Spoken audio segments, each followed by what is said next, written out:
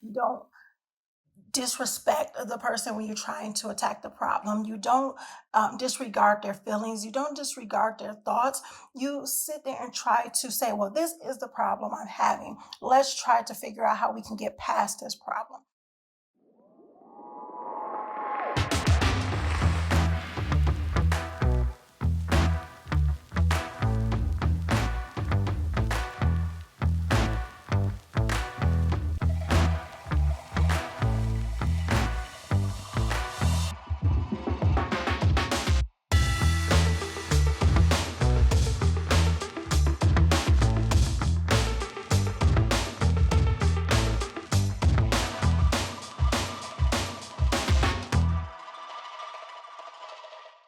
Assalamu alaikum, peace. It's your coach, Coach Nyla, one of the co-founders of Outstanding Personal Relationships, as well as co-author of the book, Let's Talk Polygyny Uncensored.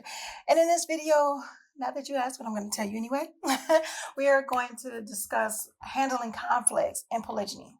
Well, handling conflicts in any marriage for that matter, but polygyny has its own set of different dynamics. And whether it has to deal with jealousies, insecurities, mistrust, anything like that, conflict can come up in anything, in any type of relationship. And being able to know how to handle these conflicts can help you increase, your fulfillment in your marriage. It can help you have an outstanding marriage, but you have to want it. You have to have the desire to want to resolve any type of conflict. There may be times where you feel like you're just tired, or it may be times where you say, you know what, it's going in one ear and out the other ear, and why bother? See, when you have that type of mindset, it starts to show that it's weighing heavily on your relationship. And a lot of that can come from past traumas. A lot of it can come from how we were raised, how we were brought up, watching different relationships, watching traumatic relationships, seeing things on TV, society as a whole. A lot of different things can cause us to feel the way we feel. However, we have to have the desire to have an outstanding marriage. And mind you, what I'm talking about those marriages that are destined for greatness, that are destined for destined to be outstanding. And how do you know if your marriage is destined to be outstanding, especially if you're in polygyny, especially if you came across this form of marriage not really wanting it, where you your husband wanted polygyny. You weren't so sure if you wanted polygyny, or you didn't want polygyny, but you have a good husband. You know your husband is a good guy, but the way things were done may not have been the way you wanted it to be done. Understanding that we all have different ways of doing things, and we all have different insecurities and different issues and different challenges is one way of understanding each other and getting through any type of conflict. However, I'm going to give you 3 ways or 3 things to understand and to remember when you're going through a conflict. Whether it's in polygyny, whether it's in monogamy, whether it has to deal with not trusting or not feeling that you can trust your spouse again, or feeling like, okay, we lost our way. How do we get it back? Let's talk about that. So I'll give you 3 things. Give you 3 things when it comes to conflict resolution: identify, attack, and listen. Identify, attack, and listen. Okay, Coach Nyla, what do you mean by attack? What do you mean by identify? What do you mean by listen? We know what listening means. However, I'm going to get into it a little bit more. So identify is identifying the problem, identifying the issue, identifying that challenge, because it's not always, we got to understand that it's not us versus them. It's not us versus our spouse. Pardon the interruption. We want to share with you something that's very important, a project that we've been working on and empowering people with, called the Polygamy Masterclass. I conduct a 4-part men's polygamy masterclass where we go through the 4 stages of polygamy. So when we're talking about the idea stage, the what to expect stage, to transitioning, as well as the new normal, which includes a whole bunch of stuff in between there. All right, of course, include leadership and financial things as well. Now, I want men to check that out by going to In addition to having access to the live courses as well as the pre-recorded ones, you also get downloads, you get access to me directly. So let's get busy if you really are serious about practicing polygamy in a healthy manner. Yes, and in our Women's Polygamy Masterclass, we train on preparedness in polygamy. In addition to connecting with your co-wife and everything in between. So make sure you go to polygamymasterclass.com for higher level education. Now back to your video. It's not whoever versus whoever when it comes to the conflict that we're trying to settle. It is the conflict in itself. It is the problem. So what does that mean? Identify the problem. Identify what it is that's causing the issue. Is it a jealousy? Is it an insecurity? Is it an issue of mistrust? If that's what it is, identify that and allow it to be what it is. That is not the person that's the problem. It's the issue at hand, and this is what the issue is. So then you attack it. You attack it. Now you know what it is. Now you can attack it. So now you're not attacking the person, and that person is not attacking you. So you attack the problem. You don't disrespect the person when you're trying to attack the problem. You don't disregard their feelings. You don't disregard their thoughts. You sit there and try to say, well, this is the problem I'm having. Let's try to figure out how we can get past this problem. Or what is the problem that you're having?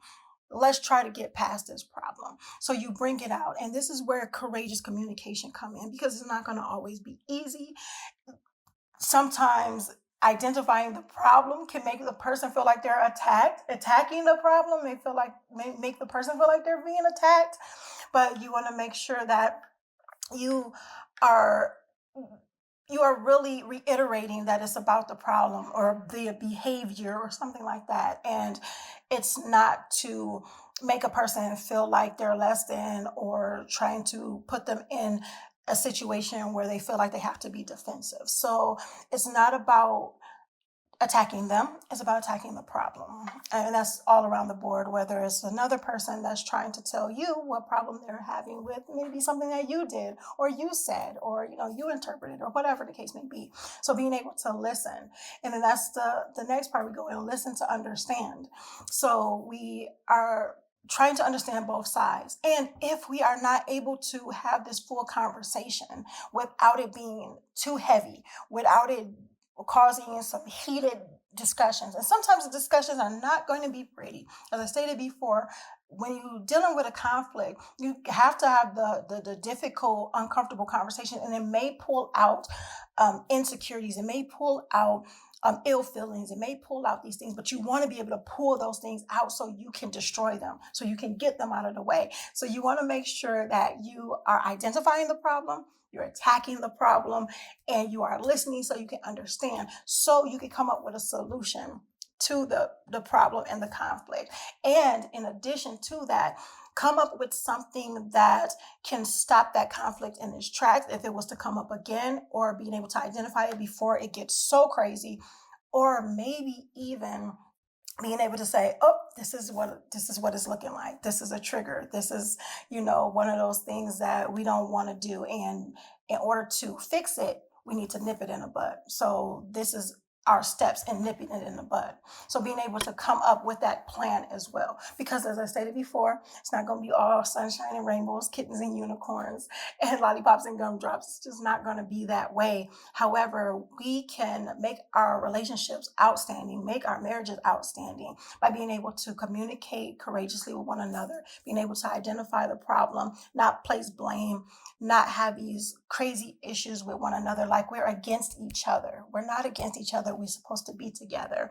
And the thing is, this is what I'm stating for those that are destined for greatness, those that are relationships. Sometimes there are relationships that's just not destined for greatness. They're destined for failure because things weren't put in place properly at first, or people are not compatible, or the way that they grew maybe someone grew and someone didn't, and someone's not willing to grow and someone is willing to grow. It made me think of this episode that I watched on this movie Bel Air, or this TV show Bel Air. And yes, I've watched the show, so it is what it is. But it was an episode where the character Will was talking to his friend Trey, and he invited him to Bel Air. He invited him there, and then he was showing him just how freeing it was, and how beautiful it was, and how different it was from Philly. But at first, when Will, the character, when he went there, he had his own hangups too, because he didn't want to feel like he was leaving his hometown behind, type of thing, or he was selling out. However, his friend was having that same type of thing, but Will decided that he wants better and he sees better. Now it's so much more than just a little part of Philly. And when he told his friend that, and he was like, his friend got upset and was like, he's trying to leave him and he wants to have this great life. And, while he's struggling, he was like, no, I'm trying to show you. And that doesn't make me a sellout, because I want something better, and that everything is just not all about Philly. Of course, I'm totally paraphrasing, and he stated, well, he don't feel that way. So he pretty much disagreed with him. The thing is, sometimes people won't agree with you. Sometimes you have to let people be them, and all the time you just have to let people be them and go their own way. And sometimes that happens in relationships too. That happens in marriages too. Someone may see something very important in their particular way, and you may see it a particular way, and then there's no way of coming to a middle ground. And that's when you have to say, hey, where do we go from here? Do we move forward from this? Do we agree to disagree? Is it not that big of a deal that we can agree to disagree and just keep it moving? Or do we have to say, you know what, we have to part our ways, because we're definitely not going to go forward in the way that we want to go. We're not going to have that amazing, outstanding relationship, because we just don't see eye to eye on how it should go. We're just figuring that stuff out. So yeah, it's not clear cut, and it's not, just a cookie cutter way of defining it or making it a way that is supposed to be. It's not a cookie cutter way. We'll just say that. It's just not a cookie cutter way of dealing with that. But you have to see what's best for you, what's best for your marriage, what's best for your whole entire marriage and relationship for the both of you. And that goes in polygyny as well, because your marriage is your marriage. It's about minding your marriage. So even though there's different dynamics in it, your marriage is still your marriage. And if you want it to work and your spouse wanted to work, then do the work to make it work. I hope you guys got some great information from it. So once again, I'm going to reiterate, you want to make sure you identify, you attack, and you listen. So identify the problem, attack the problem, not the person, and make sure that you are listening to understand and then be understood. And that goes all around the board. So yes. Okay, so I give you guys a cute little thing of why that always sticks in my head. Identify the attack and the listen. Okay, so when I was a little kid, I had this, my little story for you guys.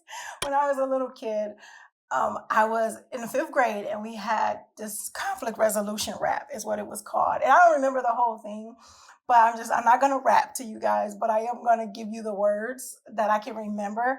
And it said, conflict resolution is where it's at. So listen as we begin to rap. And it said, you are you and I am me, but we are us and us are we. And it said, identify the problem, bring it out. Don't kick or punch or even shout. Attack the problem and not the fear. Listen with an open mind and an ear. So that's what I remember from it. And when it comes to conflict resolution, when I'm really being intentional and I'm focusing on having a great outcome, I remember that. I'm not as great all the time, but I'm working on it. So I think we all have that, where, if we're working on being better, that's a step in the right direction. And I know you guys can do it. I know you guys can have outstanding relationships. You just got to make sure you're intentional with it. And like I said before, I hope you guys got some great information and some jewels from this video. And if you made it this far, congratulations. Hope you enjoyed my little poem or so-called rap that I didn't rap anyway, and a little story of my childhood that helped me remember conflict resolution. And if you made it this far, In the comments, put conflict resolution. So until next time, make sure you are growing intentionally, loving fearlessly, and connecting on a higher level every single day. And don't forget to like, comment, and subscribe, because we definitely read all the comments and we love to hear your thoughts. Until next time, Assalamu alaikum. Peace. Here are 3 ways outstanding personal relationships can help you. Make sure you guys are following us on our social medias at Outstanding Personal Relationships on YouTube and Facebook, and on IG at Outstanding Relationships. And make sure you sign up for our email list. And you can actually email us at support@Outstanding Personal Relationships, where you will get updates on our new book, Let's Talk Polygyny Uncensored, as well as exclusive access to our lives and bonuses. Absolutely. If you're looking for more polygyny education, make sure you visit POLYGAMYmasterclass.com. Now, if you're looking for coaching or counseling with either Coach Fatima or Coach Nyla, you can find them at. Make sure you visit me at CoachFatima.com. And myself at CoachNyla.com. That's how we can help you. Assalamu alaikum. Peace. Peace.